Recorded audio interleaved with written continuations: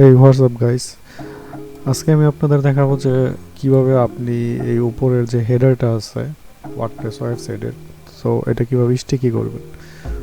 তো ওয়ার্ডপ্রেসে এলিমেন্টর অবশ্যই আপনাদের এলিমেন্টর প্রো প্লাগইনটা লাগবে। তো আমি ভিডিও ডেসক্রিপশনে এলিমেন্টর প্রো এর লিঙ্ক দিয়ে দিব, আপনারা সেখান থেকে নিয়ে নেবেন, অথবা উপরে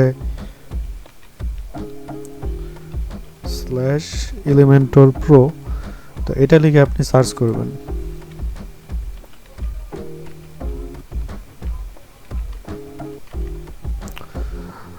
তো আপনারা যদি এটা লেগে সার্চ করেন, আমি এলিমেন্টর প্রো থেকে একটা, আপনারা যদি কিনেন কোনো সময়, তাহলে আমি হয়তো একটা লিটল বিট কমিশন পাবো। সো আপনারা ইচ্ছা করলে আমার অ্যাফিলিয়েট লিঙ্ক ইউজ করতে পারেন, তো আমি ভিডিও ডিসক্রিপশনে দিয়ে দিব, আপনারা সেখান থেকে দেখে নেবেন। তো যাই হোক, তো এলিমেন্টর প্রো আপনার স্টিকি হেডার করতে আপনি এলিমেন্টর প্রো দিয়ে এটা করতে পারবেন।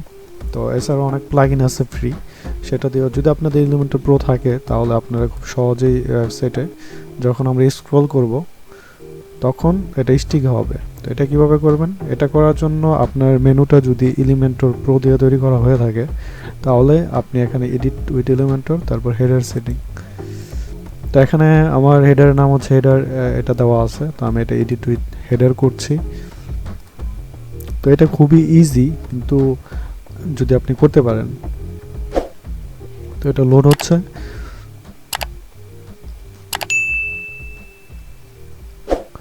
তো এটা লোড হওয়ার পর আমরা এখানে যদি আমাদের হেডারটা দেখি, তো যেহেতু এটা ব্যাকগ্রাউন্ড ট্রান্সপারেন্ট, তো হেডারের কালার এখন ডিফল্ট হোয়াইট দেওয়া আছে। তো আমরা এখন আপাতত ডিজাইনের জন্য কালারটা আমরা চেঞ্জ করছি, যাতে আমরা বুঝতে পারি এখানে হেডার আছে।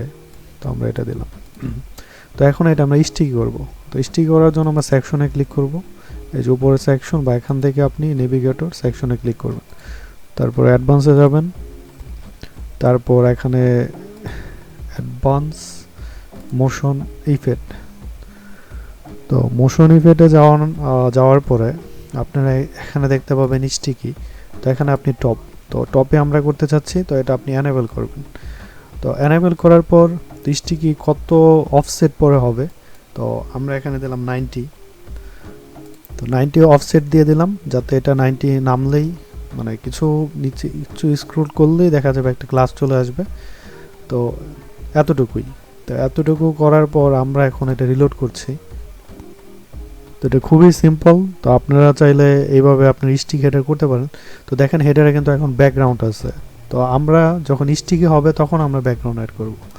তো আপাতত আমরা এখানে যাচ্ছি, ইন্সপেক্ট এলিমেন্ট করতে হবে, ইন্সপেক্ট এলিমেন্ট করলাম।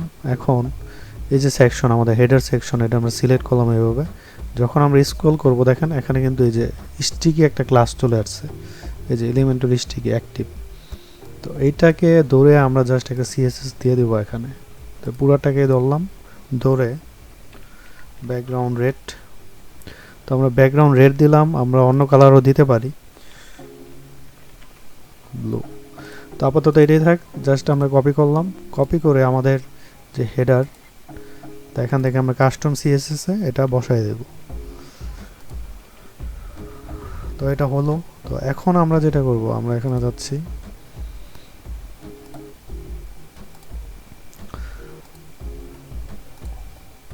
তো আমরা গিয়ে ব্যাকগ্রাউন্ডটা রিমুভ করে দেবো এখান থেকে। তো এটা আমরা রিমুভ করে দিলাম। তো এখন যদি এটা আমরা আপডেট দেই,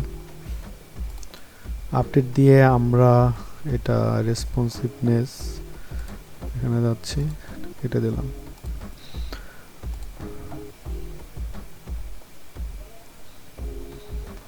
তো দেখেন আমাদের হেডারটা কিন্তু এখন ট্রান্সপারেন্ট আছে। জাস্ট আমি রিলোড করলাম, যখনই আমরা স্ক্রল করব এই যে হেডারের কালারটা চেঞ্জ হয়ে গেল। আপনি ইচ্ছা করলে এখানে টাইমিং দিতে পারেন, ট্রানজিশন দিতে পারেন, সিএসএস এর ব্লার ইফেক্ট দিতে পারেন। তো আশা করি আপনারা এভাবে উপরের হেডারটি স্টিকি করতে পারবেন এলিমেন্টর প্রো এর সাহায্যে। তো ধন্যবাদ সবাইকে ভিডিওটা দেখার জন্য, এবং আপনি যদি আমার চ্যানেলে নতুন হয়ে থাকেন অবশ্যই চ্যানেলটি সাবস্ক্রাইব করে দেবেন।